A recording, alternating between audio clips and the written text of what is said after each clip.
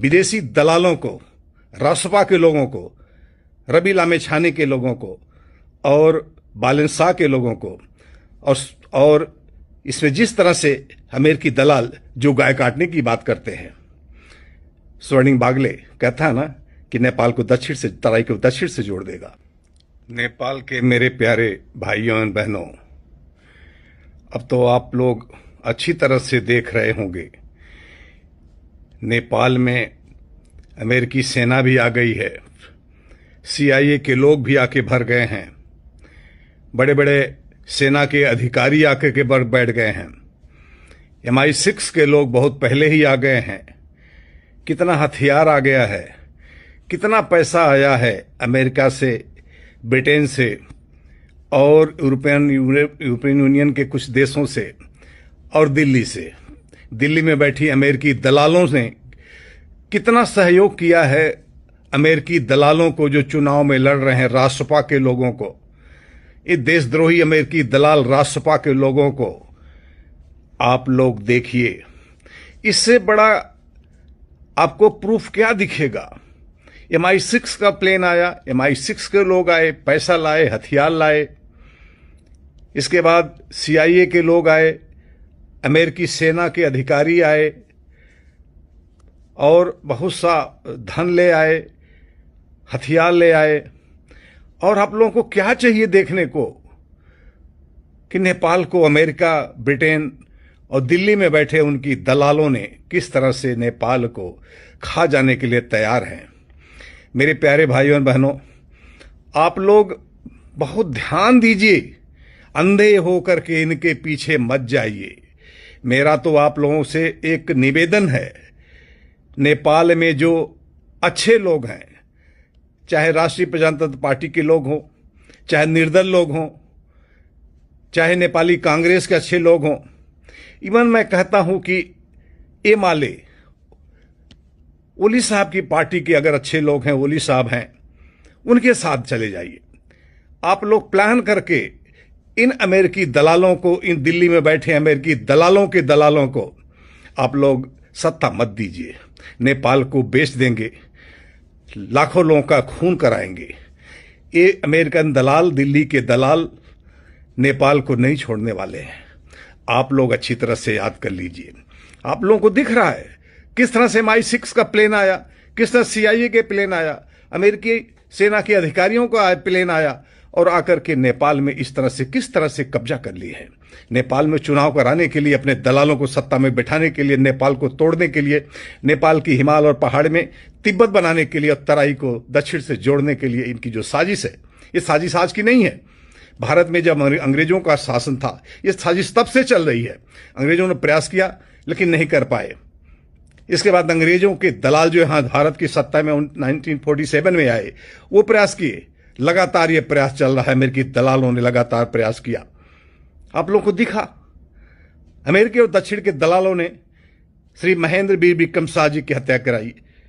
आप लोगों ने देखा दिल्ली की सत्ता में बैठे अमेरिकी की दलाल किस तरह से वहां के राजा श्री वीर विक्रम शाह जी के पूरे परिवार को मरवाया, किस तरह से नेपाल के अपने पिट्ठुओं को बैठा करके, नेपाल की सत्ता में अपने पिट्ठुओं को बैठा करके हिंदू राष्ट्र समाप्त करवाया, किस तरह से श्री ज्ञानेन्द्र वीर विक्रम शाह जी को जबरदस्ती बगैर प्रजा से पूछे नेपाल की सत्ता से हटा दिया, नेपाल की आत्मा को मार दिया। संविधान में किस तरह से करा करके विदेशियों का हस्तक्षेप बढ़ा दिया, विदेशियों ने संविधान बनाया और आप लोग फिर भी अभी अंधी गली में चलते जा रहे हैं, अभी भी सोच नहीं पा रहे हैं।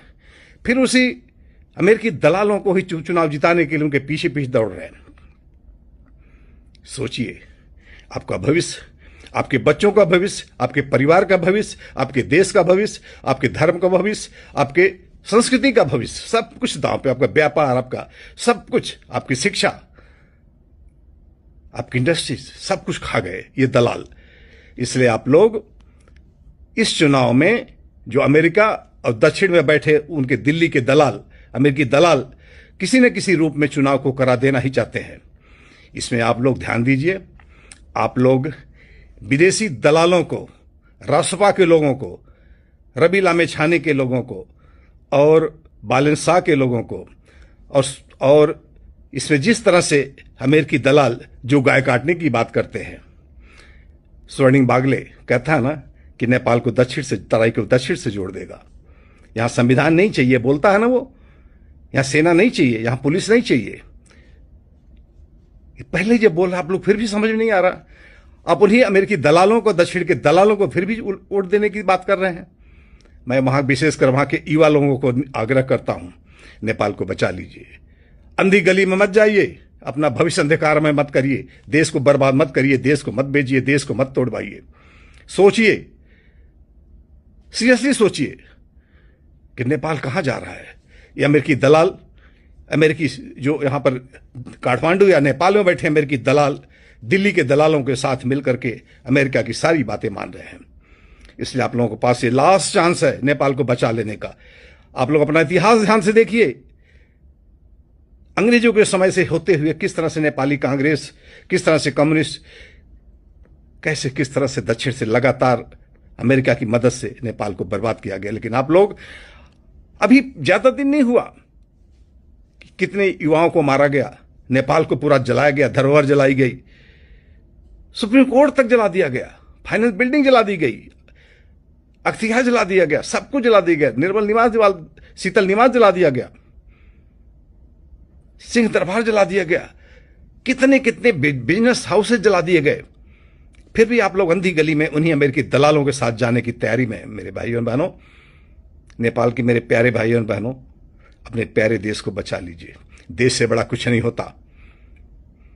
इसलिए मैं फिर से आग्रह करता हूं, उन्हीं पुराने जो आपके नेता हैं, राष्ट्रीय प्रजातंत्र पार्टी, नेपाली कांग्रेस, एमाले, इवन ओली साहब को भी, उनके अच्छे लोगों को जिताकर दे सकते हैं। वो देशद्रोही तो नहीं है, हां पब्लिक द्रोही हैं, लुटेरे हैं, डकैत हैं, लेकिन नेपाल को बेचेंगे नहीं, ये मुझे पूरा विश्वास है।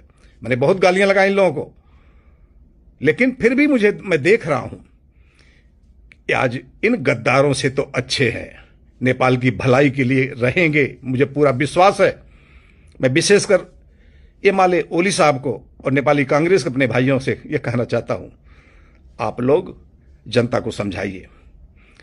मैं अपने राप्रपा के मित्रों से कहना चाहता हूं, आप लोग जनता के बीच जाइए और अमेरिकी और दिल्ली के दलालों को सत्ता से बाहर रखने के लिए जो कुछ करना हो कर डालिए।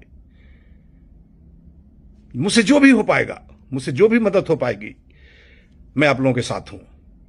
भारत के सारे हिंदू आपके साथ हैं, लेकिन दिल्ली बिकी हुई अमेरिका के हाथों।